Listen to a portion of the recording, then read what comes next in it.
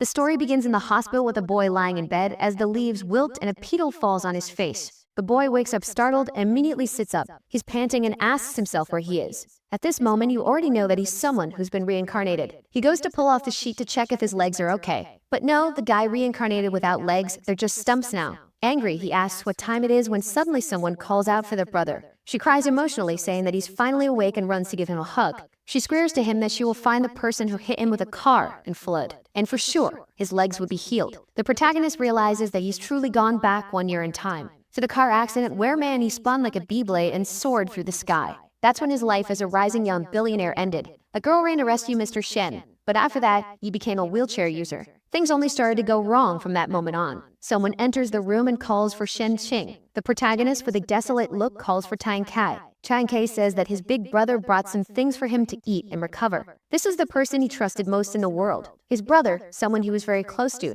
named Xiao Tang Kai. But this guy took advantage of the moment when he was weak to take over the international group he had created. He also used the protagonist's poor state of health to force his sister to marry him. Fortunately, this guy is a family friend, not a blood relative. He told the protagonist's sister that if she married him, her brother's future would be guaranteed and he would always pay for the hospital bills. Desperate, the protagonist tells him to let her go. But the poor guy was lying on the floor like a slug. Chiang Kai asks what he's going to do about it. He kisses his sister, saying he doesn't understand why dogs keep barking. The poor girl could only cry, completely helpless. That bastard took everything he had. Not long after, a game called Divine Path appeared. They had a 100% realism feature, and soon enough, the in-game currency became valuable in the real world. But something no one expected happened. Guess what, guys? The game's attributes started affecting reality. That should have been the perfect chance for Shen Qing to get his revenge. But he was dirt poor at the beginning. He couldn't play the game as soon as it launched and also didn't have the resources to level up fast enough. He was constantly crushed and killed, and he had no chance to compete with that guy. And that bastard Tang Kai used the money he stole from his company to buy the best resources and attributes. He created a guild that turned him into an unmatched powerhouse. But Shen Qing knew that all of this belonged to him. At the protagonist's house, Tang Kai asks if the boy called him there to laugh at him. Surrounded by explosives, he says it's funny that he thinks something like this will kill him. But Shen Qing says that, at the very least, they'll find out together. He presses the detonator and says he'll see him in the next life. With that, the entire house explodes.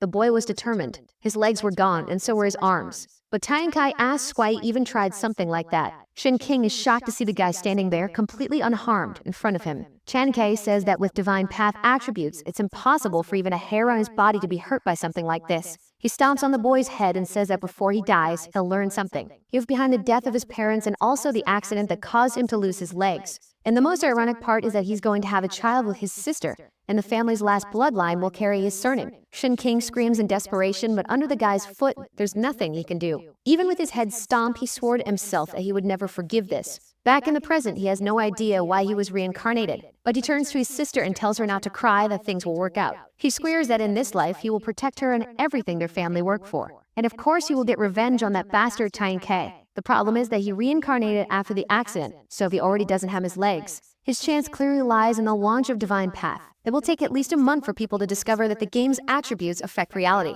And this is the window of time he has to turn things around. He needs to take advantage while his money hasn't been frozen yet. His sister asks why he's making faces, his leg hurts. She stands up saying she's going to call a doctor, but he says there's something more urgent than that. Confused, she asks what it is. He asks for her help, saying that he needs a gaming station, one for the new game that's about to launch, known as Divine Path. She still doesn't quite understand why he's asking for that. Suddenly, Chan Kai enters the room, asking since when his big brother has been so into games. He warns that it's dangerous for him to get addicted to games, especially because there's a company to take care of. Shen Qing quickly realizes that this bastard is trying to provoke him. However, he simply replies that now that he's crippled, there's nothing he can do but play games. Chiang Kai smirks at him. He then says that this game, Divine Path, is about to launch, but it's extremely expensive. If he's not mistaken, at launch there will only be 100 units, and the price will be more than 300 million. Shen Qing responds that the company's money is his. Even if it costs 30 billion, he would buy one. His sister tells him not to react that way, while Tang Kai says that's fine. Since he wants it so badly, he'll buy one for him. Obviously, Tang Kai is happy with this news. The more time the boy wastes on the game, the easier it will be for him to take over the company. He then tells him not to worry. Since he wants to venture into this world, he'll buy one for him and make sure he enjoys it. He needn't worry about the company because he would take care of it. Suddenly, he pulls the sister to his side and says that Tom will be spending more time with him now. Meanwhile, Shen King swears he won't let that filthy bastard lay a hand on his sister. Not understanding, Time Case says that's fine. He then leaves the room and shuts the door. Outside, he looks back in anger, wondering why that useless assassin couldn't kill this bastard. Next time, he'll bring a tank to make sure he explodes for good. Inside the room, Shen King tells his sister to transfer all the company's money into in-game currency. Additionally, she's to sell all the company's shares and transfer that money too. She's a bit confused and asks if he's sick or what's going on. He tells her he's not and says not to worry. He has a plan to change their future. 3 hours later, he's already paid an extra $200 million in shipping fees, and the setup is in his room. This boy is quick, indeed. The account is already created, and he says, "Here I go." With that, the system appears, and at least in the game, our boy has legs. If there's one thing he truly liked, it was the feeling of walking freely. The system asks for a character name, and he enters Keo Hai Wang. A bunch of characters appears in front of him, and the system asks him to choose a class. Up to this point, everything is exactly as it was in his past life. He decides to pick the same class he's most familiar with. Hamoy chooses the Ranger class. "Ma'am, what a miracle he's not an assassin, right? I was already expecting the cliché glitch." The system congratulates his choice, and now it's time to move on to the next step. As he's a VIP user, and at the game's beginning, he'll receive an elven bloodline. Since the Ranger class matches elves, he gets a bonus because of that. As a special user, he also receives a reward book. Man, this kid is totally pay to win. The book grants him a skill that allows him to detect weak points. He gets excited because, just like in his past life, these are all abilities he's already mastered. As one of the first 100 players, he also receives a special chest. Now this is something he didn't expect, as he wasn't one of the first in his past life. The message says that the chest contains a rare talent but will cost 50 million gold coins. And according to the conversion here, that's $7 million.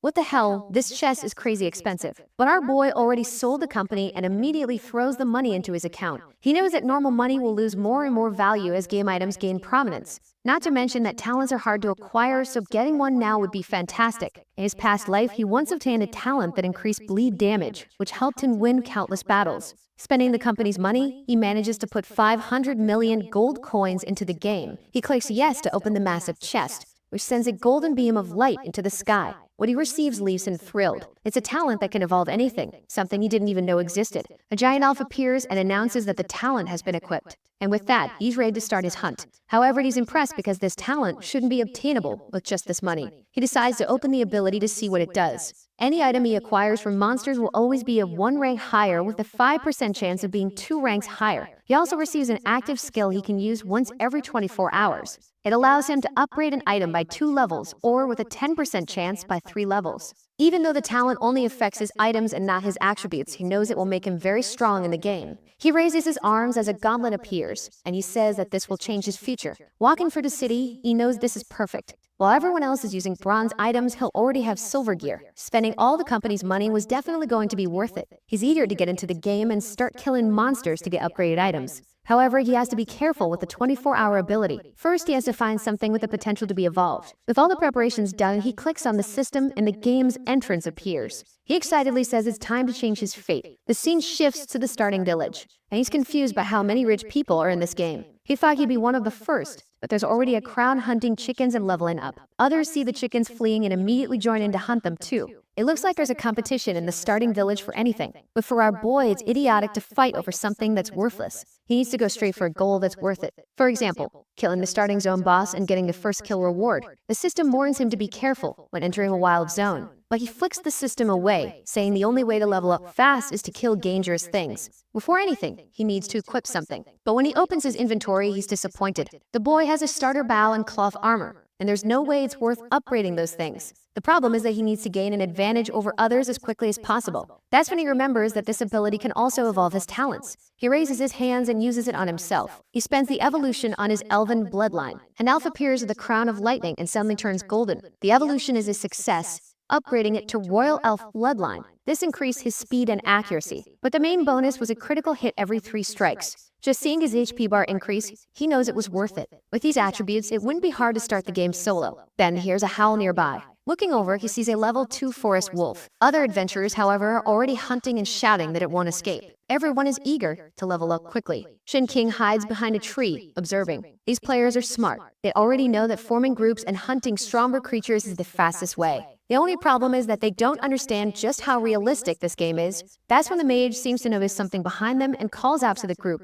Wolves always hunt in packs, and they were surrounded. The monsters leap at the group, and as soon as they're attacked, They panic. The pain from being bitten is far more realistic than they imagined. The group realizes it wasn't a good idea to have come so deep into the forest. One of them, with his head being eaten, says he'll see them at respawn. With that, everyone is killed. Shen King seizes the perfect opportunity. While they were being hunted, he would hunt from behind. He fires a precise arrow that pierces the wolf's head. With that, he makes his first kill. He levels up from level 1 to level 2, gaining experience for his elven bloodline. He also earns 5 attribute points and wolf meat. For someone playing solo, items that restore health are perfect. But of course, the wolves notice his presence and turn toward him. Shen King glances up and sees that 3 of them are coming. Now that he's tested his damage, he feels confident. He turns and starts running, activating his elven passive, which boosts movement speed by 100%. He sprints away. He runs to the edge of a mountain, leaps from one ledge to another, and leaves the wolves isolated. The combination of the elven bloodline and ranger class is perfect. He looks back and says they don't stand a chance. But then, he's surprised. The wolves don't even try. They just stand still, staring at him. That's when he notices the system alert that he's entered the buffalo zone. Seeing the creatures nearby, he realizes the wolves aren't following because this is a high-level area. Terrified, the wolves begin to retreat. While checking the system and noticing that the buffalo are level 5, someone calls him handsome. Turning around, he sees a group asking if he wants to join them. Man, these guys look suspicious. Even though there's a waifu in the group, he doesn't trust her for a second, especially since she calls him handsome again. When Luden call you handsome, you already know they have bad intentions. She says they're looking for someone to join their group to hunt buffalo and level up faster than everyone else. The McDonald's mage points out, though, that the boy is level 2 and would only slow them down. While Shen King is confused about why he's being rejected, they don't even give him a chance to respond. He turns and wishes them good luck, saying he's heading elsewhere. The blue-haired guy asks if he's lost his mind, wanting to hunt alone. Our boy simply says he's a lone wolf and prefers to be more efficient, but they insist, warning him that the next area is even more dangerous, and even for the 4 of them, it would be risky. The chubby one asks if he knows about the death penalty. Shen King says he's a noob who's never died, so he has no idea about this so-called penalty. The guy explains that first you lose half your gold and your equipment gets damaged. Not to mention, the pain of death is incredibly realistic, but the worst part of all is losing half of the experience you've earned. Shen King doesn't seem very impressed by this information, but thanks them anyway. He waves goodbye to them, saying it was nice to learn from such professionals. The girl says maybe they should help the guy since it's dangerous for him to be alone. But McDonald's mage tells her not to bother. If the idiot wants to die, there's no reason for them to stop him. Some time passes and he heads into a cave where he finds a skeleton on the ground. This seemed to be the place he was looking for, the area with the strongest boss in the starting zone. Suddenly, a cave wall shakes and a creature opens its eyes, clearly enormous. Our boy stands face to face with the level 10 giant king snake. He activates the ability to detect weaknesses. A weak point marker appears on the giant snake, which has 800 HP, while our boy has 1310 HP. At level 2, he should normally only have around 200 HP. However, he gets an extra 1000 HP due to his royal elf passive. With this, he's not afraid to face the boss. Bow in hand, the monster locks eyes with him and lunges to bite. As fast as it is, he's just as quick. He dodges to the side and draws his bow. The first arrow hits the mark, but it only deals 29 damage, far less than he expected. In the end, a boss is still a boss. He dodges again and thanks the fact that at least his speed is enough to avoid damage. Although it's a strong monster, it's slow enough that he can chip away at its health. However, as he aims another shot at its neck, the monster blocks it with his tail. Now the monster is guarding the only weak point where he can deal damage. He decides to rely on speed and fires a volley of arrows, but the monster keeps defending and he deals 0 damage. Eventually, he finds another opening and lands a shot for 58 damage. It's going to take longer than expected, but he's definitely faster than the monster. Suddenly, he notices something strange. The boss starts inhaling deeply, filling the cave with smoke. The poison begins to drain 10 HP per second. Doing the math, he realizes he doesn't have much time left in this place. Worse, the snake climbs to the top of the cave, making it harder to land shots. But for Shen King, that's not enough. He draws another arrow, saying he's being underestimated. This time, his shot deals 116 damage, straight to the neck. This kid really has the hacks, well, at least in this case, right? The monster falls to the ground, taking bonus damage since every 3rd hit is a critical strike. He taunts the boss, asking how many more hits it can handle. The snake is starting to sweat, realizing this fight won't be so easy. A short while later, the monster is down to 597 HP, and Shen King is confident. Even losing 10 HP per second, he's sure he'll win. His HP continues to drop, reaching 1010. The problem is that the snake is making things even harder. As he stands still, he's forced to dodge multiple tail attacks. Once the monster realized its attacks couldn't be avoided, It started striking more aggressively to prevent him from attacking. He dodges another strike and thinks that, while the snake is smart, it still underestimated his speed. Another arrow flies straight to the neck, dealing 200 critical damage. Strangely, he notices the damage was even higher on the belly. Even though the neck is the weak point for an instant kill, the belly seems to take more damage. He prepares another shot, saying that if that's the case, the snake will die even faster. But then he notices something strange. The monster seems to be smiling at him. The snake strikes the ground and a crack begins rushing toward him. The terrain becomes unstable and he loses track of the boss's position. Suddenly, he falls to his knees. This time, the poison is drained 20 HP per second, leaving him with only 600 HP. This is clearly a boss designed to be fought with a group of players. Considering the poison damage and climbing difficulty, he won't survive at this rate. He pulls wolf meat from his inventory, saying he'll have to spend more than he planned. The meat restores 20 HP per second for 20 seconds. Although it's not enough, it'll buy him some time to climb to the top. The next 20 seconds will decide whether he wins this or not. He begins a parkour climb, jumping from ledge to ledge, steadily working his way up. Finally, he reaches a position above the boss. He draws an arrow and lands a shot. The snake looks furious, as if it didn't expect him to make it out alive. The arrow hits the boss right in the eye, causing it to thrash and collapse to the ground. Shen King notices the snake trying to escape again, but he takes advantage of its exposed back to land another shot on the weak spot at the nape of its neck. The monster turns, terrified, only to see our boy preparing another elven arrow. The poor boss, trembling with fear, tries to retreat, but Shen King fires shot after shot, with the final arrow piercing through its body, dealing 200 damage and bursting out of its mouth. With that, the monster finally drops to 0 HP. The legend is defeated and the poison dissipates. The system announces that his achievement will be broadcast to the entire server and asks if he wants to hide his name. Shen King considers the option but decides he's been hiding for far too long. Then he tells the system to make an announcement. With that, the player Kao Hai Wang is congratulated for being the first to defeat the starter zone boss. The people in the beginner village are confused, wondering how he did that when the game had just launched. Meanwhile, the other groups blame themselves for being so slow. Players with experience from other games can't comprehend how this is possible. Back with the blue-haired group, they're all exhausted. They managed to kill one buffalo and are convinced that must have been a super boss. The chubby guy says he's excited to see what the first kill reward is. Meanwhile, the other two guys are blushing, eager to get strong so they can impress the ladies. They're drooling, hoping to hear a compliment from the beautiful sister. But then, the system pops up for them. It announces that Kao Hai Wang has earned 1,000 reputation points and a silver chest. The two can't believe there's actually someone stronger than them. Because he defeated a boss several levels above him, our boy gets extra experience, jumping straight from level 2 to level 7. He gains 30 attribute points and immediately puts them all into agility. Not having legs really gave this boy the dream of being fast. Well, for a class like his, agility also boosts damage, so it makes sense. With his attributes distributed, it's time to see what the boss dropped. Something unexpected happens. The 10 silvers that the boss was supposed to drop transform into 10 gold coins. Meanwhile, other players kill a buffalo and get a copper coin. One of the items shines brightly in his inventory and he notices it has a golden glow. Maybe the second evolution triggered, but no, it's actually a crystal coin, a rare form of currency long extinct but usable to buy mysterious items from certain NPCs. Shen King had heard of it in his past life but had never seen one. The system collects the rest of the drops and he checks his backpack. He obtained a silver-ranked snake sword. Obviously, for someone who uses a bow, it's useless, but at least it's worth some money. The most useful item is a silver scale armor that grants a 300 HP shield with a 300-second cooldown. He remembers that this armor normally doesn't have special effects. Maybe his passive ability is influencing the item's stats. The problem is that it requires level 10 to use. That's when he remembers that the system gave him a silver reputation chest as part of the achievement. He asks the system to open it, praying it's not another item for a different class. What he receives is the legendary Semen Arrow Rain skill, a powerful aerial attack that's perfect for him, though once again it can only be used at level 10. He's slightly disappointed but also excited because he'll become much stronger once he hits that level. Just then, someone in the cave calls out, asking for help. When he goes to check, it's a healthy-looking girl asking if he can save her. She hid in the cave to escape the giant snake. Her name is Miss Gu. He knows she's a famous NPC who gives secret quests. He explains that the snake has already been defeated, so she can leave, but she shows that her foot is injured. Putting a hand to her mouth, she asks if he can carry her. You'd think Shen King would be that cold, calculating protagonist, but no, he blushes like a fool. A second later, he's already carrying her outside. Once outside, she gently touches his face, saying she would have died if not for him. She promises that the next time they meet, she'll take good care of him. But he suddenly questions, "Next time? What do you mean?" and drops her to the ground.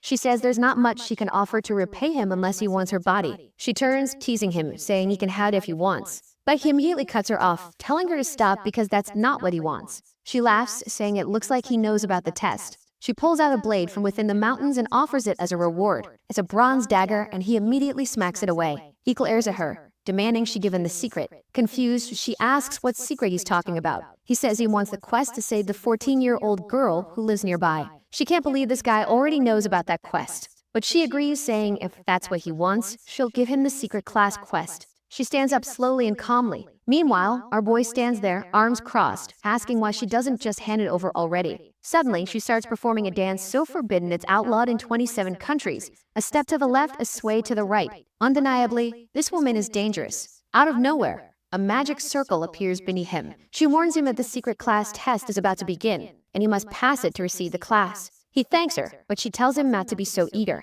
This leaves him confused, and he glances at the system window. In that moment, he's shocked. It's the Shadow Hunter mission marked as red difficulty. Failure means permanent disqualification. He yells at her to stop, saying he's only level 7 and can't afford to be permanently disqualified. But she gives him a creepy grin, saying, "This is the end for you." His favorability with this NPC drops to 0. At that moment, he realizes the true way to start this quest was by increasing her favorability first. That's why she forced him into the mission before he was at a sufficient level. He wishes him good luck, though she doubts he can pass with the skills he has. As he's sucked into the circle, he swears to her that the moment he's out of this mission, he'll find her and her daughter and kill them both. The magic circle appears in the sky somewhere else, and he's teleported to the ground. It's an endless desert, and he has no idea where he is. The system pops up, announcing that the test has begun. Since this is his only chance, he has to give it his all. Suddenly, he hears something nearby. Looking down, he sees teeth-like structures emerging from the sand.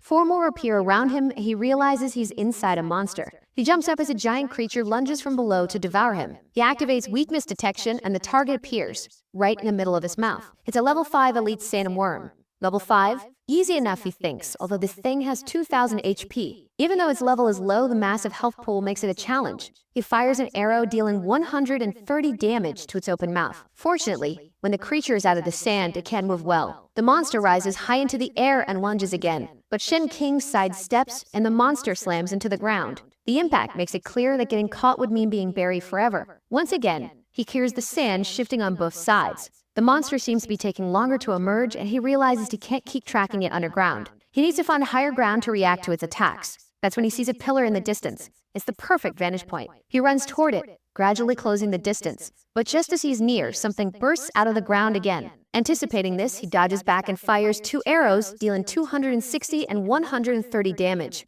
The monster is disgusting, but if he can keep dodging, he'll win. Suddenly, the creature spits sand at him. The problem? He's midair and can't change direction. He shields his eyes with his arm, but still loses 50 HP. His vision is reduced by 50% and his accuracy drops by 30%. He crashes to the ground, cursing the monster. Looking at his blurry hand, he's still cleaning his eyes when he senses the monster coming from behind. He quickly rolls to the ground just in time to avoid the attack. At least he lands against the pillar and can recover. The monster begins to burrow into the sand again, but now he's confident. The creature has health, but its attack pattern is too obvious. The blindness debuff fades after 10 seconds. With the pillar and his vision restored, he's sure he'll finish this. He draws his bow, ready for another attack. As the ground trembles, he smirks, taunting the monster. The creature lunges again, but this time, Shen King leaps onto the pillar, calling it an idiot. The monster tries to spit sand again. But hugging the pillar, he changes direction, dodges, and fires another arrow, landing a clean 260 damage. The monster pauses, and he wonders aloud if it really only has 2 attack patterns.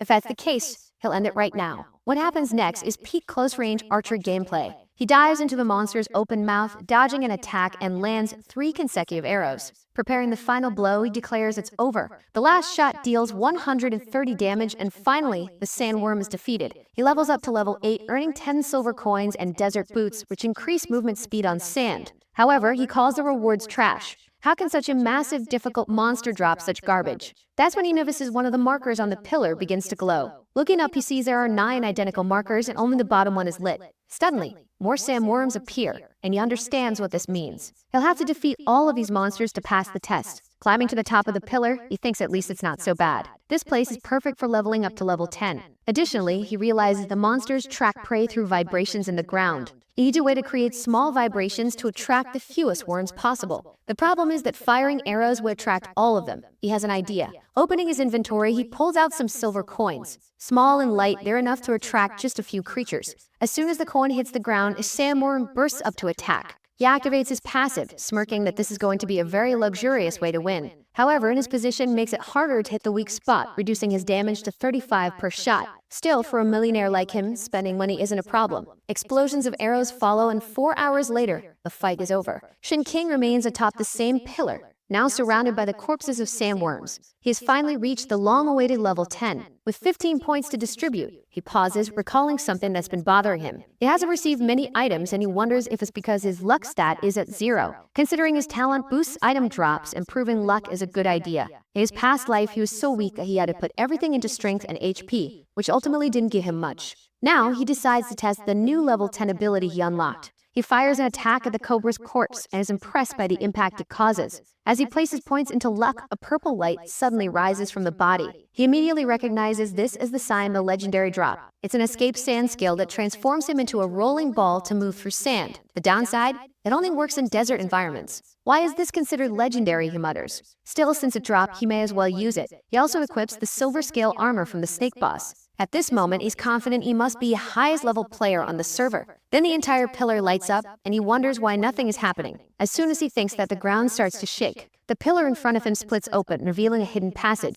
Approaching the newly formed staircase, he knows the true reward lies within. It's the perfect chance to test his new gear and abilities. But just then, he hears someone calling, "Brother." He immediately recognizes the voice of Xiaotong. Outside the game, the girl says it's time to eat. She's made egg fried rice his favorite. Apparently, his headset has some augmented reality because he can still hear her while playing. He tells her to leave before she gets hurt. The system asks if he wants to log out. He refuses, saying he can't leave when he's just about to get the reward. Looking up, he tells his sister to stop interrupting him. He's in the middle of a match. She pouts, saying he's been playing for 8 hours straight without a break. He tells her to behave and stop distracting him. Annoyed, she leaves, saying she doesn't care about him anymore. As she walks off, she wonders how she can make him feel better. Inside the game, Shen King apologizes quietly to her. But for now, this is necessary. He has to get stronger to change her future. He strides toward the portal, declaring it's time to unlock the new class. A blue glow shines in his face, and when he opens his eyes, he's in a cave. The system warns him that this is an extremely dangerous area and advises caution. Shen Qing immediately realizes this must be the boss room. Suddenly, a creature begins to rise before him. He's startled to see such a monstrosity here. It's a gold-ranked boss, the Desert King. It has 200 attack and 6,000 HP. Shen King is stunned by its sheer resilience and quickly activates weakness detection. However, the ability fails to identify any weak points. Before he can process this, the boss is already attacking. He dodges, but the impact throws him into the cave wall, dealing 100 damage. He's shocked. The attack wasn't even direct, yet he suffered so much damage. It's no wonder this is a gold-ranked boss. Simply dodging its stomps won't be enough. He fires his first arrow, but sees it only deals 1 damage. This happens because the boss's defense is so high that it nullifies most of his attack power. The boss attacks again, but this time, instead of jumping, Shen King uses his speed to gain distance. Before he can create enough space, another attack is already incoming. Knowing he can't dodge in time, he leaps into the air, clinging to the boss's arm. The monster thrashes, shaking him violently before hurling him into the air. While airborne, Shen King spots an opening. He prepares his new 7-arrow rain skill and fires at the boss. Each arrow deals 1% of the boss's max HP and ignores defense. In one volley, he reduces the HP from 6,000 to 5,100. However, the boss retaliates. Though he dodges, the impact damage is enough to shatter his armor. Realizing this isn't sustainable, Shen King changes his strategy. He begins climbing up the boss's arm toward its head. From above, he tries to unleash another 7-arrow rain. Nothing happens. He's out of mana. Though the skill is powerful, it consumes too much energy. At his current rate, it will take 4 minutes to recover enough mana to use it again. The boss suddenly leaps toward the ceiling, preparing to crush him. Forced to retreat, Shen King drops to the ground as the boss destroys everything. Just then, a purple glow appears in the boss's eyes. The system announces that a weakness has been detected and marked. Looking closer, Shen King sees the marker indicating the abdomen. Now it makes sense why weakness detection didn't work before. The only weak point is located beneath its belly. The system mourns that the boss is about to unleash its ultimate skill. The boss's ultimate skill would deal 100 damage per second and restrict his movements for 60 seconds.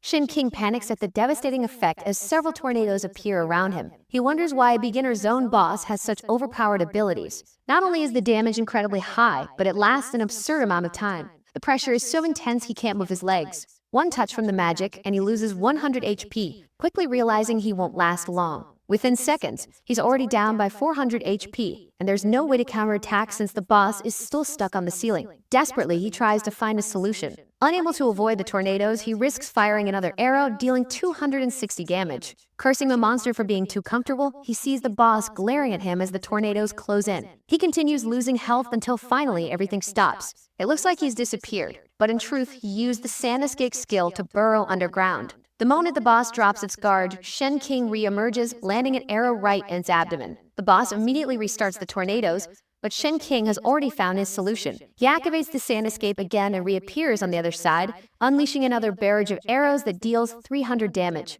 Realizing it can't keep up, the boss descends back to the ground, attempting to strike him. But Shen King simply dives underground again, reappearing from the other side and waving sarcastically. The boss attacks again, but now Shen King is confident. This explains why this ability is considered legendary, he thinks. It barely uses energy and has no cooldown. Suddenly, the boss speaks, calling him an idiot. Shen King freezes in confusion. This monster can talk. 3 hours later, Shen King is down to 720 HP. The battle is far longer than he expected, but he has 7 arrows.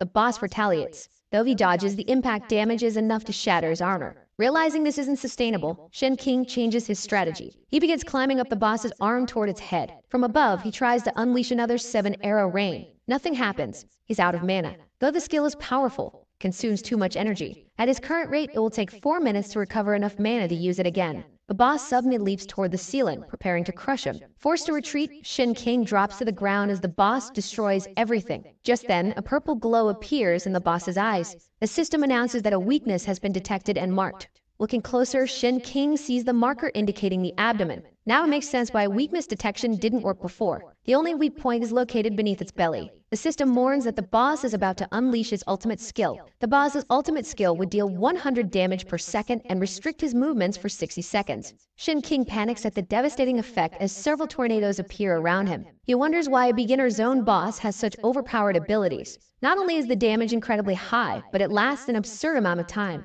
The pressure is so intense he can't move his legs. One touch from the magic and he loses 100 HP, quickly realizing he won't last long. Within seconds, he's already down by 400 HP, and there's no way to counterattack since the boss is still stuck on the ceiling. Desperately, he tries to find a solution. Unable to avoid the tornadoes, he risks firing another arrow, dealing 260 damage. Cursing the monster for being too comfortable, he sees the boss glaring at him as the tornadoes close in. He continues losing health until finally everything stops. It looks like he's disappeared, but in truth, he used the sand escape skill to burrow underground. The moment the boss drops its guard, Shen King re-emerges, landing an arrow right in its abdomen. The boss immediately restarts the tornadoes, but Shen King has already found his solution. He activates the sand escape again and reappears on the other side, unleashing another barrage of arrows that deals 300 damage. Realizing it can't keep up, the boss descends back to the ground, attempting to strike him. But Shen King simply dives underground again, reappearing from the other side and waving sarcastically. The boss attacks again, but now Shen King is confident. This explains why this ability is considered legendary, he thinks. It barely uses energy and has no cooldown. Suddenly, the boss speaks, calling him an idiot. Shen King freezes in confusion. This monster can talk. 3 hours later, Shen King is down to 720 HP. The battle is far longer than he expected, but he has 7-arrow rain ready again. The boss is at 1160 HP, and Shen King declares it's time to end this. But to his surprise, the boss surrenders. The boss exposes its abdomen, groaning that it's tired of a fight that's lasted hours and just wants it to end. Still wary, Shen King raises his bow, saying, "If that's the case, I'll finish this for you." He unleashes 7-arrow rain, and the boss's HP finally drops to 0. Because he defeated a monster several levels above him, his experience skyrockets and he jumps 3 levels to level 13. The system announces he qualifies for a class change and asks if he wants to proceed. After all that effort, of course, he accepts. A dark aura surrounds him as the elf spirit appears, transforming into something new. His class changes to Ghost Hunter. He gains more HP, attack power, and attribute bonuses. As a Ghost Hunter, each level now grants 7 points instead of 5. He also receives 2 new abilities. A 30-second summon that creates a ghost to fight alongside him. A bear trap, which deals double damage when triggered. Though the abilities seem basic, they perfectly suit his playstyle. Shen King is particularly excited to use his Evolve Anything skill on his new class, but the cooldown is still 5 hours. At least his passive evolution skill has already collected the boss's drops. Spending points on Lux seems to have paid off. Checking his inventory, he finds 43 gold coins, a fortune for a beginner. a piercing bow which reduces enemy defense with each attack, stacking up to 5 times, a universal glove that grants +7 agility, a golden greatsword that boosts attack by 30%, a valuable item he can't use but will sell for a high price, a healing necklace that regenerates HP outside combat. With 21 new points, he puts them all into agility. Checking his status window, he's thrilled to see how much he's progressed. But before he can continue, the system pops up. You have been in the game for 15 hours. You will now be forcibly logged out. Before he can argue, the system kicks him out. He wakes up back in the hospital pod, frustrated that a game for adults has an anti-addiction system. Still, it's fair. Everyone will have to follow the same rules. For now, things are progressing well, and it won't be long before he begins his revenge against Xiao Tangkai. He heads to his sister, who's sleeping in the hospital room, clearly exhausted from watching over him. The smell of food hits him, and he recalls she made egg fried rice earlier. Shen King knows his sister grew up pampered and never had to do anything. Just having her here, constantly supporting him, is already a massive effort. As he takes a bite, though, his expression darkens. It's terrible. It tastes like she poured an entire jar of salt into it. Suddenly, she wakes up and happily says, "You finally stopped playing for a bit." He awkwardly apologizes for waking her up. Excited, she asks how the food tastes. Struggling to hold back tears, he says, "It's incredible. The fresh ingredients really shine through. It's delicious." Beaming, she insists he eat everything since he must be starving after playing all day. Shen King hesitates, staring at the steaming bowl that practically radiates evil. But what won't he do to make his sister happy? The next morning, he wakes up devastated. Someone approaches his bed and asks, "How are you feeling today, sir?" Out of nowhere, this lady comes ready to play the game. The doctor suddenly explains that he had diarrhea and vomiting, which had everyone in a panic. The sly doctor thinks to herself that despite not having legs, Shen King is still handsome and rich. If she can win him over, she'd live a life of luxury. Shen King says he's feeling fine, blaming it on a side effect of playing too many games. With an unnervingly sweet smile, the doctor says that if he ever needs anything at all, he just has to call her. She assures him that she'll make him feel better no matter what. Shen King, Madame Muse, simply asks her to push his wheelchair over to his gaming station. The doctor blinks confused, wondering if her charms really didn't work. Does this guy actually care more about his little game? Once he's set up, she questions whether maybe she messed up her makeup today. But Shen King ignores her entirely and logs back into the game. The character appears, and when he opens his eyes, he's back in the chaos. It's only the second day of the game, but there are already 300,000 players. Shen King has that ultra-expensive gaming station, but the game is also accessible through cheaper VR devices. That's why, in less than a month, the game will surpass 100 million players.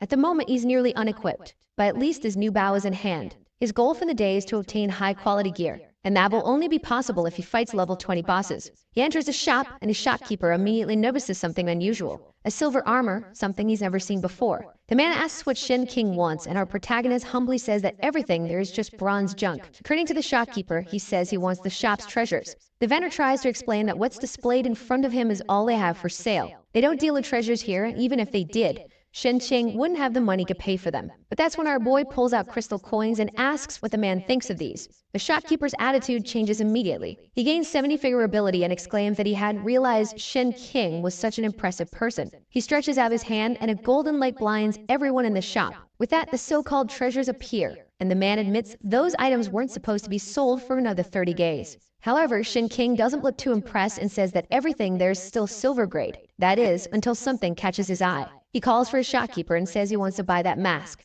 The man praises his keen eye, explaining that the mask is the only gold item in the game so far. Since Shen King brought him such a valuable crystal coin, he'll sell it for just 150,000 gold coins. Shen King immediately deposits the money and hands it over. The shopkeeper is stunned, confused, as Shen King just spent what amounts to an entire yearly salary for someone well off. But our boy doesn't care. Shen King simply says he'll take the item, and shopkeeper mutters that a VIP customer can do whatever they please. Outside the shop, Shen King comments that spending 200,000 for such an advantage isn't expensive at all. He equips the mask and activates its effects immediately. It not only boosts a good amount of attributes, but also inflicts terror status on monsters and players of lower levels. Walking around, everyone can't help but stare at his mask, shocked at how insane it looks for the start of the game. A player wearing a hat claims it's impossible for that to be a gold item unless Shen King is using hacks. Suddenly, someone puts a hand on his shoulder and tells him to wait a minute. Shen King turns around and asks what the guy wants. A square-jawed man says Shen King's items look nice, and he should lend them to his friends.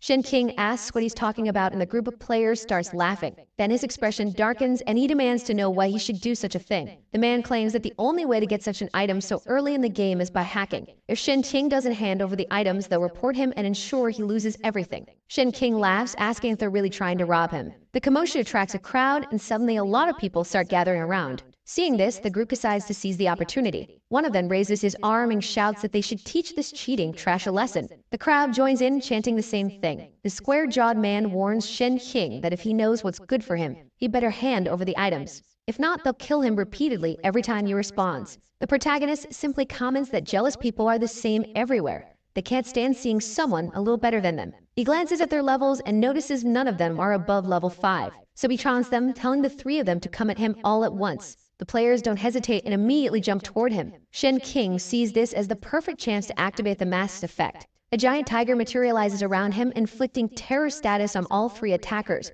who collapse to the ground. The fear is so intense that one of the knights even starts coughing up blood. The onlookers don't understand what just happened. Shen King smirks and asks them about that respawn camping nonsense. He introduces himself saying, "My name is Cow High Wine, and you're welcome to come kill me whenever you like." Surprisingly humble, he walks away without finishing off the 3 players. This kid's actually a good guy. However, at that moment, people decide to check the ranking because they feel like they've heard that name before. Of course, our boy is ranked number 1 already at level 13, while the next closest player is only level 8. Everyone immediately thinks, "Good thing we didn't get involved in that." The square-jawed man collapses to the ground, realizing he's been humiliated and there's nothing he can do about it. He mutters to himself that he had the bad luck to provoke the number 1 player. Sometime later, Shen King approaches a few cabins in the forest. However, before continuing his hunting, there's something else he needs to do. He finds an NPC girl collapsed on the ground. He approaches her, calling her little girl, asking if she knows where Levu went. She immediately responds, saying she's not a little girl since he's not much older than her,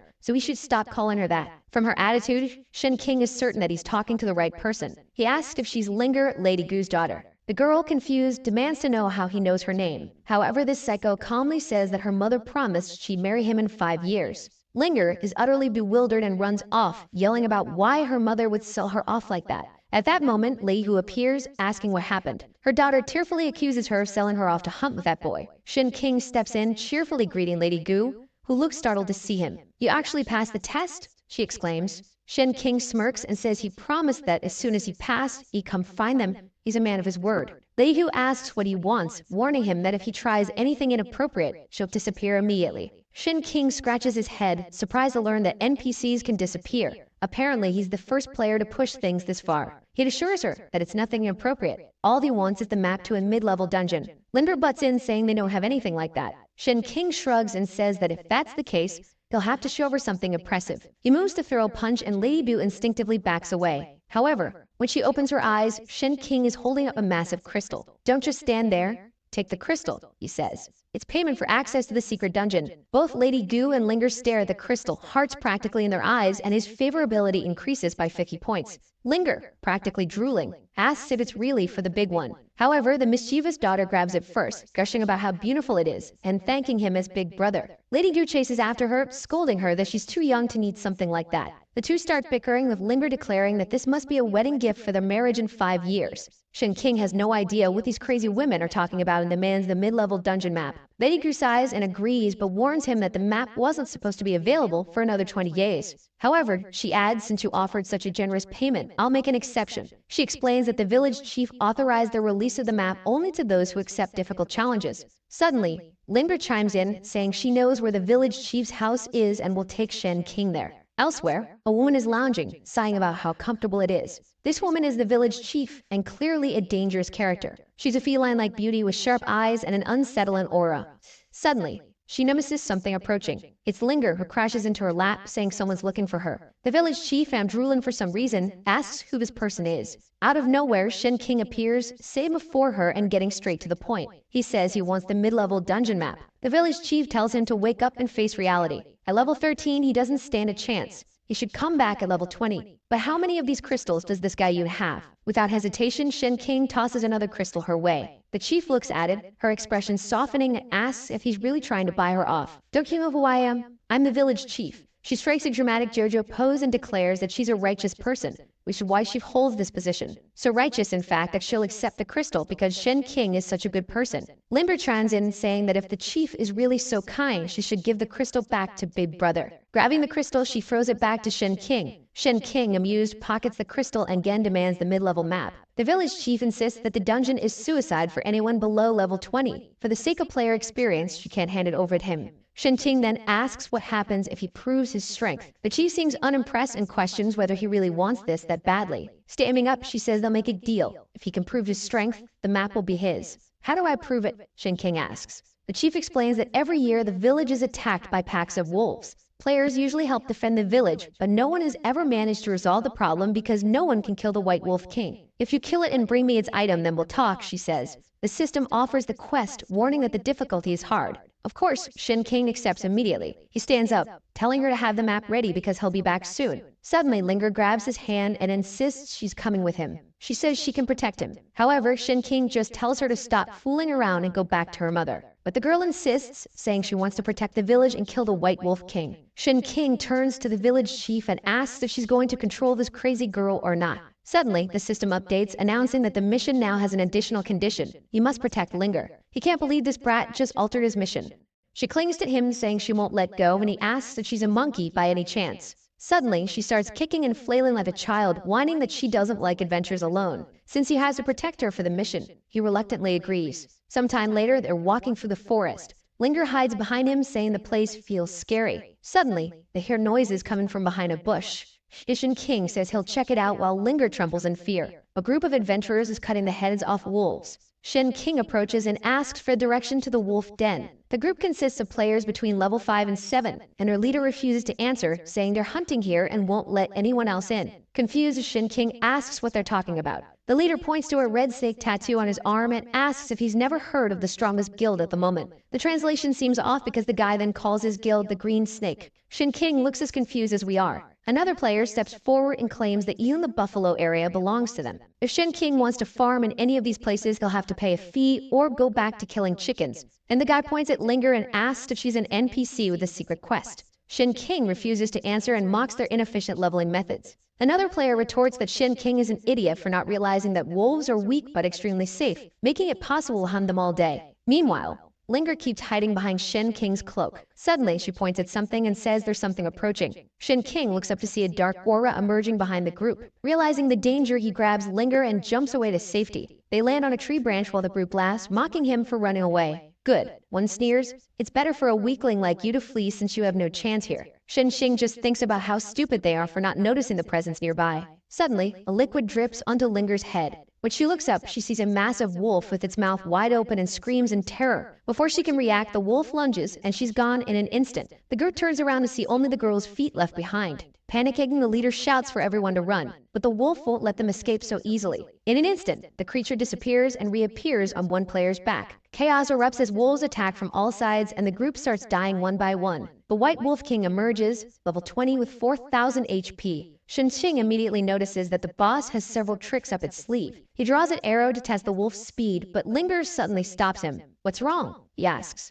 Linger explains that he can't fight it now. The wolf seems to sense something and sprints off into the distance. Shen King jumps down with Linger and Tao, saying he'll chase it. But once again, she insists he stay put. She explains that the boss appeared because the group killed too many wolves in the area. If he attracts its attention in this state, he'll definitely die. He needs to be fully prepared first. Shen King finds this strange but decides to trust her. Suddenly, Linger pulls out a map and explains that it's an automatic path to the den. Why didn't you show this earlier? Shen King asks.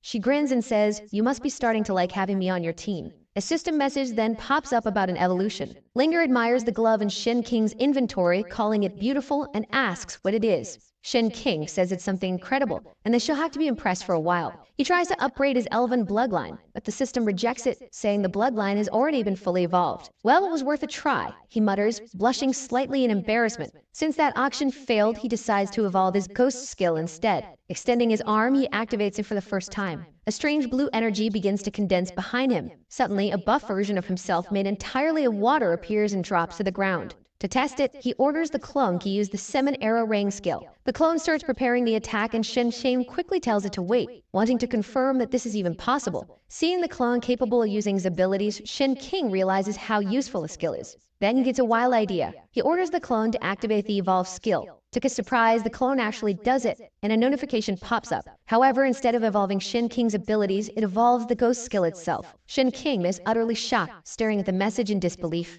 "It worked," he mutters.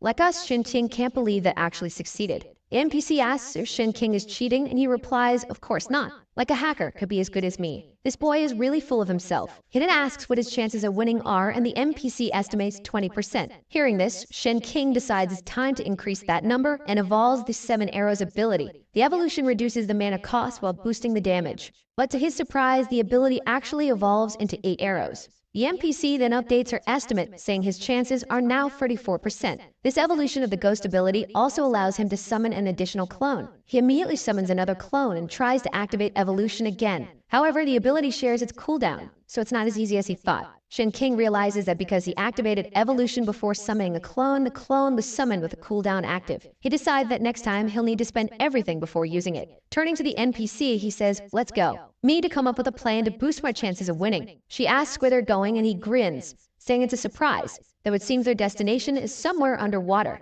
A giant creature lunges at a fish, but an arrow pierces its head. Shin King obtains crocodile meat, which boosts movement speed by 30% and agility by 10% for 30 seconds. He summons his ghost clone to help with hunting, thinking how efficient this method is. An hour passes, and it seems Linger ate the meat along with him. This increases his favorability with her because the fish was of such high quality. In addition, they also attain advanced carp meat. Shin King explains that he now has 3 clones underwater, gathering as many potions as possible for the upcoming fight against the White Wolf King. Linger considers this and estimates his chances are now around 40%. Shin King stands up, saying, "That's enough. It's time to take down that monster." Linger insists on coming along, but they're unaware that a suspicious clan is watching them from afar. A while later, they arrive at the wolf's cave. Shin King immediately summons his clones and uses them to set death traps, a skill that hasn't even been explained yet. With 3 clones plus himself, there are 4 in total. He waits for the cooldown to reset and starts placing even more traps. In just a few seconds, the ground is littered with a dozen traps.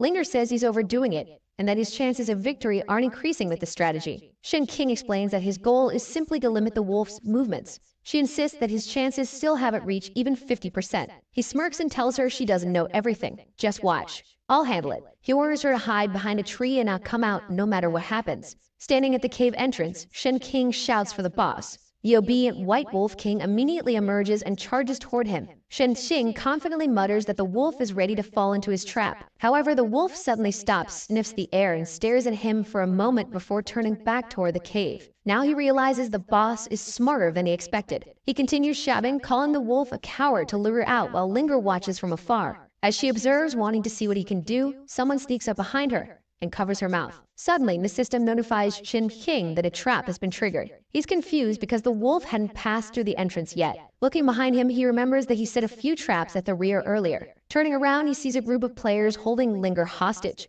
She kicks and yells for them to let her go. 2 of the players complain about the traps and tell their leader to destroy them quickly. At that moment, Shin King appears and demands that they let her go. Linger shouts for them to release her or else her future husband will beat them up. The leader pauses, suddenly suspicious, and asks how old the girl is. Shin King can't believe this brat is giving him such a creepy reputation. Linger continues screaming for her husband to save her, leaving Shin King completely confused. Even the villains start laughing, calling Shin King the most disgusting guy in the game. The leader asks Shin King if he knows this region belongs to their team. Shin King shrugs, saying he heard the area belonged to the Green Snake Guild. The leader asks if he's crazy for knowing that and still daring to come here. He then accuses Shin King of being involved in an ambush against his guild members earlier. Stepping closer, he demands to know if Shin King had something that if Linger dies, his mission will fail. The leader presses him, asking what he's doing here. Shin King casually replies that he's just wandering around. But the leader sneers, asking if Shin King thinks he's stupid. He knows the strongest creature in this area resides nearby, and all his rewards belong to his guild.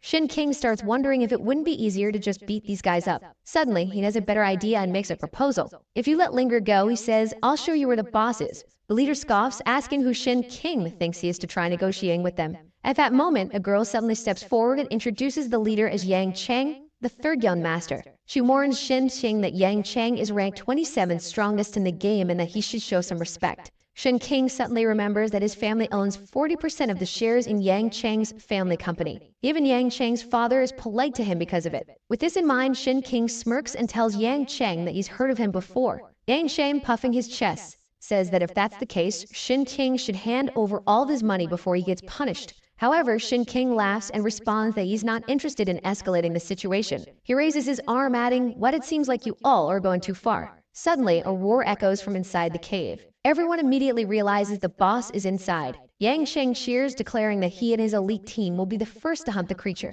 Excited, the entire group rushes toward the cave. The guy holding Linger drops her into Shin King's arms, saying they have bigger things to do now, but they'll settle things with him later. However, both Shin King and Linger already know these guys don't stand a chance. Not only do they have no idea how the boss works, but they're also completely unprepared. Worst of all, they're stepping right into the trap sequence that Shin King had laid earlier. Within a second, the entire team is caught in the traps. The clueless leader is standing there staring at the boss. As he prepares for the attack, the guy still has no idea what he's up against. The mage behind him says the weak point has been detected, but it's a level 20 creature. Yang Shang tells everyone not to panic because he's there, and he seemed confident because of a talent he had bought for the giant berserker. His clothes tear and the guy bulks up. A kind of energy clone emerges from his body and starts to grow. The giant berserker's passive increased his attack power by 150%. This was a skill the protagonist had never even heard of. From the ground, Linger asks if he's really going to abandon the mission, but he says not to rush and let the guys mess up a little first. Meanwhile, Yang Cheng's friends are just wishing him good luck. He was confident, thinking that no matter how big the boss was, with the talent he was using, there was no way he could lose.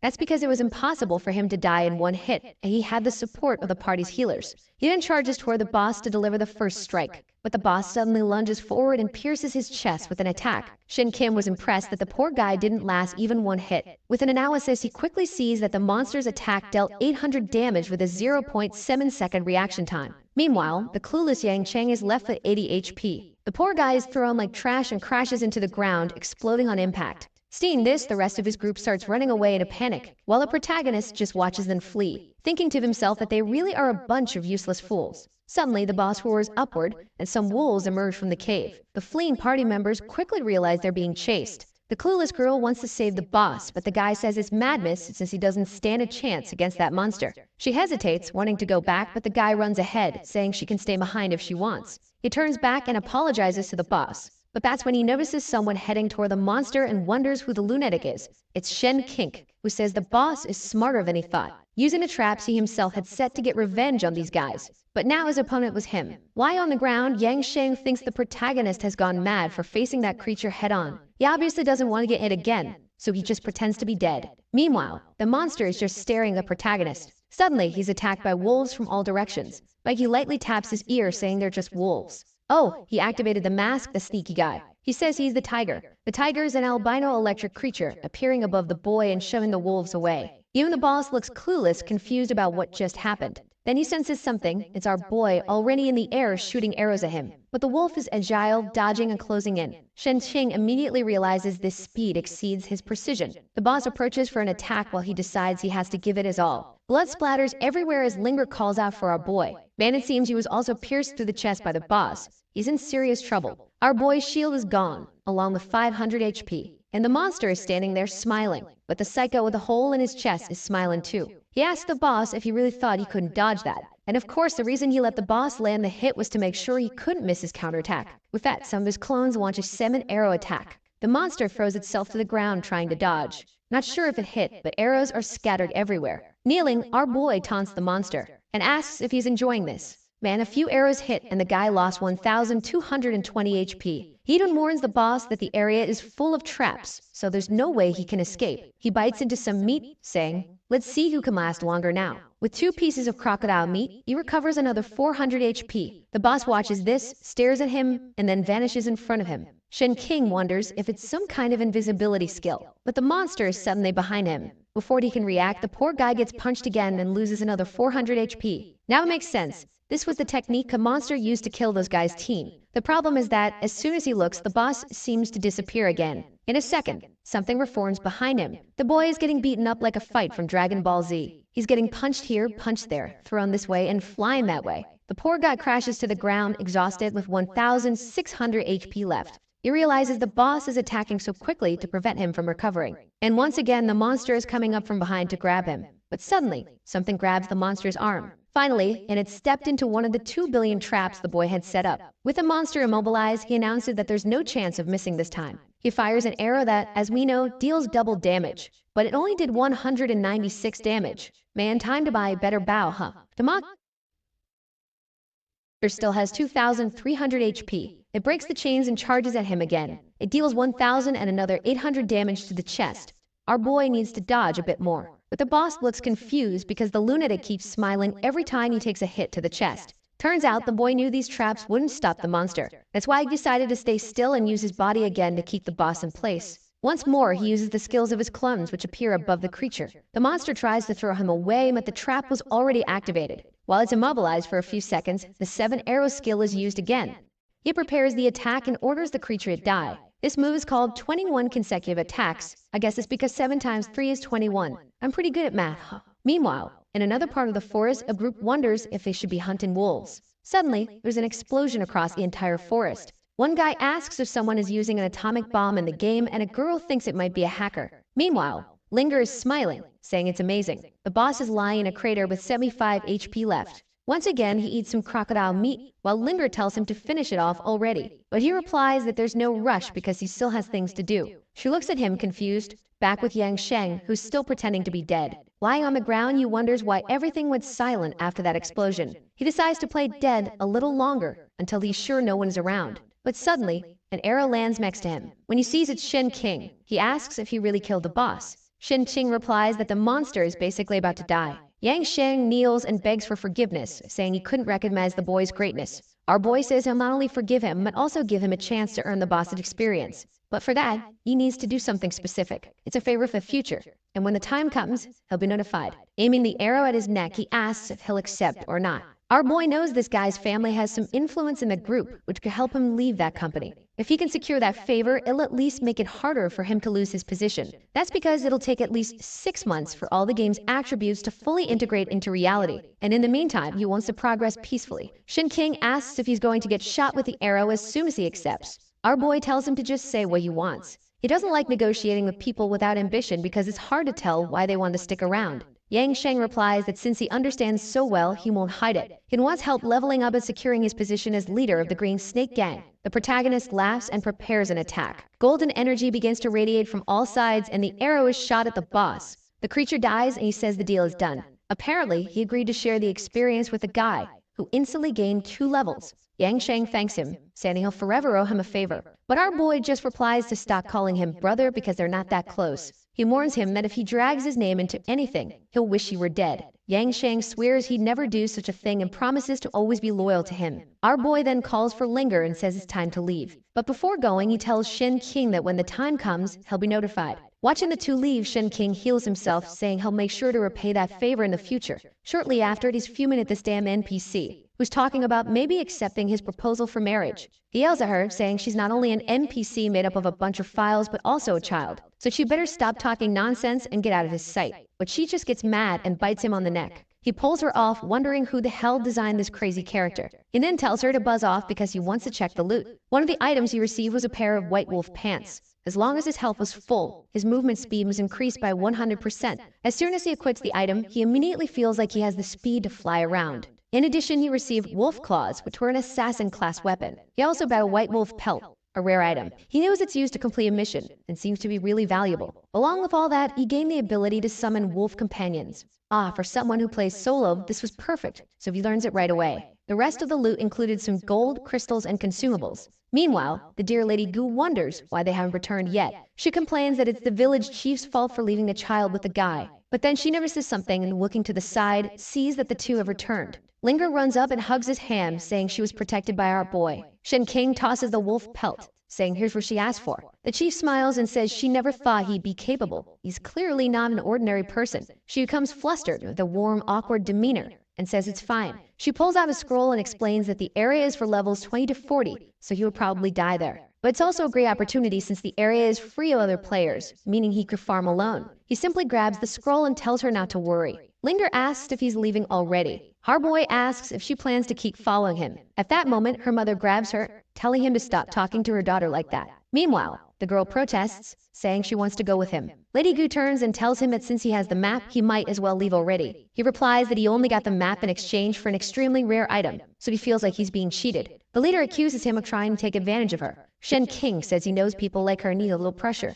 He raises his finger, creating a golden light, and asks if this is really a reward he deserves. She responds that he can keep the skill, and he thanks her, saying now it makes sense. It was an epic skill for a powerful attack. He could charge the attack for 7 seconds to deal maximum damage over a much greater range. He celebrates, saying he always knew she had treasure hidden away. The next scene shows him firing a golden arrow, ripping through half the sea. He's impressed at how much farther his abilities can now reach. He then thanks the chief and tells Linger he's leaving. He gives her a small smile and tells her to grow up. He activates his speed boost and runs off. The poor girl is left shouting that he has no heart. In the next scene, he's standing in front of a sea called the suburb. He pulls out the scroll and something appears on the ground. Out of nowhere, an entire city forms. It turns out the scroll is powerful. He recognizes this city as Roy and knows there's a lot of good stuff here. In his previous life, he started late and spent a lot of time killing cows. By the time he reached this city, there were no good quests or items left. But the most important thing is that when you reach level 40, this city gives you a mission to bring some attributes back to the real world.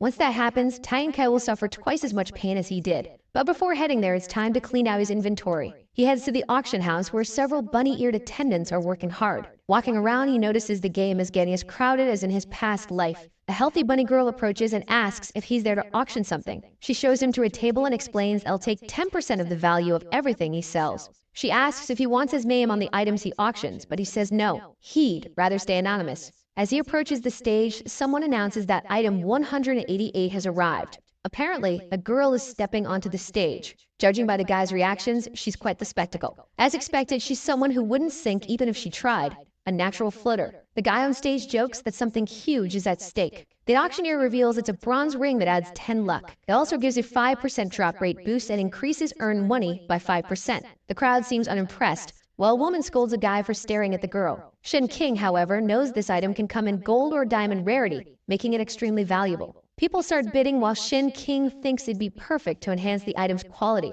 The auctioneer asks if anyone will bid more than 30, and our boy raises his hand, offering 1 gold coin. The crowd is confused, wondering why he'd offer so much for a bronze item. But someone next to him bids 10 gold coins. Chaos ensues as everyone starts thinking this is madness. The clueless bidder smirks at our boy. Shen King finds it odd that the guy seems to know the item's value. But for him, it'd be too perfect for his skill. So he raises the bid to 30 gold coins. The other guy didn't see that coming. He musters his courage and raises it to 50 gold coins. The auctioneer jokes about how demanding his clients are. The guy in the hat tells our boy to give up because when it comes to money, he never loses. But that's when Shen King raises his hand again and the guy is stunned. He sees that Shen King has bid 100 gold coins. The place falls silent. The auctioneer declares it impossible for anyone to raise the bid further. He counts down. Once, twice, and on the third, the item is sold. The hammer strikes and our boy acquires the Ring of Greed. Now he just has to wait 8 hours to use the evolution skill, ensuring many more items in the future. The man in the hat comments that our boy is quite bold, but he warns him to remember that he won't forget this. Finally, he leaves. Meanwhile, Shen King wonders if this guy might want revenge. That's when someone slaps his face and calls him handsome. It's the walking balloon, saying that tonight he belongs to Hila. Whether he's too innocent or just Sigma, he asks what that means. The human floaty says that if he spends so much on the ring, it must mean he wants Hela as a gift too. Apparently, this is a feature of the auction he wasn't aware of. She places her hand on his chest and tells him not to worry. Even though it's just an in-game experience, it'll still be better than reality. Here, they wouldn't need to worry about anything. Shen King begins to wonder if the man in the hat actually knew nothing about the ring and was just after this intense event. He pushes Hela away and says that while her physique isn't bad, she can follow him later. She thanks him and says she's looking forward to the experience. But her expression changes when a man appears behind our boy, calling out to him. The man says Shen King has some good items and asks if he wants to take a look. Shen King turns and tells him to show them. The man thinks that since Shen King was foolish enough to spend 100 gold coins on a trash item, it'll surely be easy to profit from. Of course, the man presents a pile of terrible bronze items. Shen King wonders how the man has the nerve to offer such garbage. The man asks which ones he'll take, and Shen King simply replies, none of them. They're all trash. The vendor gets angry, saying Shen King has no eye for quality. He grabs him by the collar, saying that it looks like he'll need to teach him a lesson. Either he buys something, or he'll take a beating. But his expression changes when Shen King asks if he's really that eager to die. That's when the walking balloon intervenes, telling the man to leave and warning him that security is watching. She reminds him that dealing inside the auction is against the rules. The security team looks like a Megazord on steroids. The man runs off immediately, calling them all idiots. Shen King didn't kill him, knowing it would get him banned from the auction. He then turns to the walking balloon and asks if, now that you bought the ring, she'll do whatever he wants. She tells him not to be so direct, but in a way he just has to ask. He tells her to handle the money he'll earn from auctioning off weapons, estimating the total should come to at least 800 gold coins. Confused, she asks if he just wants her to spend the night at the auction. He clarifies, saying no, he actually wants her to use her looks to sell the items at a higher price so he can make more profit. She's shocked, unable to believe he's asking her to stay stuck there. But when he promises to double her cut, she asks when they'll meet again. He simply turns his back and tells her that when the time comes, he'll find her. The girl blushes, thinking he's handsome, rich, and confident. Walking through the streets, he knows buying that ring was perfect, as items in the city of Roy are rare and hard to obtain. The final step before heading there is to upgrade his equipment. He enters a shop and finds a craftsman muttering to himself, wondering what to do. Apparently, the man lost his hammer and can't function without it. Shin King pulls out the hammer and asks if he's looking for this. The man is stunned, asking how Shin King found it and knew he needed it. But he raises it to the sky, grateful, saying it's exactly what he needed. Obviously, this was his secret quest. And the man asks what Shin King wants to upgrade since he'll do it for free. This is a hidden event where returning the hammer grants one free upgrade on any item. Shin King hands over his bow, asking to level it up to the max. This method is much more efficient than grinding monsters. Apparently, the item is upgraded to its maximum level, not its maximum rarity. The craftsman agrees, and 20 minutes later, the upgrade is complete. Yang Sheng thanks him and asks to inspect it. The craftsman says the bow is now level 10 and would cost 20 gold coins. Shin Qing replies that level 10 is fine, as he'll soon buy a better one anyway. The next moment, we're in the forest. The city of Roy has creatures up to level 60, making it quite dangerous. For safety, he decides to wait for the cooldown on his evolution skill before heading there. What he doesn't know is that someone is watching him from the bushes. The arrow suddenly flies toward him and he seems to sense something. He turns and the arrow grazes his face. He realizes it was a close call. It almost hit his head. The man in the shadows comments that Shen King is truly remarkable. Of course, it's the man in the hat who admits he didn't expect Shen King to dodge that. Shen King tells him it's a misunderstanding. He only wanted the item. But the man responds that it's too late for that now. Shen King demands to know what he's doing here. The man whistles and the entire team emerges from the shadows. Shen King notices something unusual. They capture the walking balloon. He asks why they'd done this since she still had work to do for him. The man in the hat says that if Shen King spent 100 gold coins, he must have plenty more to share with his friends. The girl apologizes, explaining that everything was stolen by these men. The old man mocks him, saying he was foolish to think that just because he didn't buy anything, they wouldn't take his money. He kicks the elf girl, calling her a piece of trash for ruining his plans. Then he looks at Shen King and says they finally meet again. Shen King calmly replies that he can tolerate people stealing from him, but he won't allow anyone to mistreat someone working for him. The group falls silent, staring at him. The man claims they're not really hitting her, just putting on a little show for him. Suddenly, he throws the girl to the ground and seems to attack her again. The girl cries out in pain, and it's clear Shen King didn't like that one bit. Electricity begins to crackle around him as the man looks to the side, confused. Shen King is preparing his new 7-second attack. He declares it's time for the trash to die. But the white-haired man charges forward, determined not to give him the chance to use that move. He jumps on Shen King's back, but strangely Shen King shifts as well and ends up behind him. The arrow pierces through the man like a rocket. The protagonist simply remarks that he's way too slow. Confused, the white-haired man turns to look back but collapses to the ground.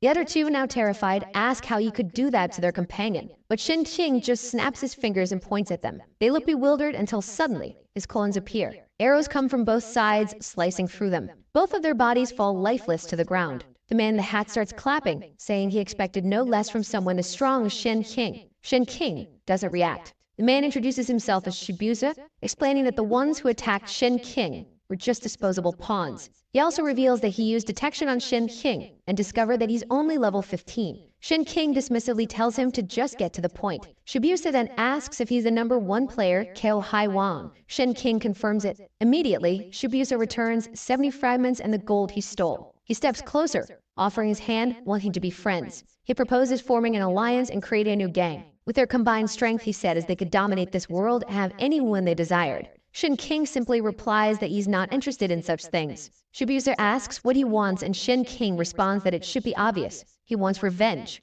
Shibuya is startled and begins backing away, saying Shen King can contact him anytime if he changes his mind. But as he's about to leave, Shen King asks where he thinks he's going. An arrow flies past, tearing through Shibuya's cape, leaving him stumbling. With a like on this video that helps Mamoru make more juicy content for his viewers, activate the cheeky little bell, and I'm out.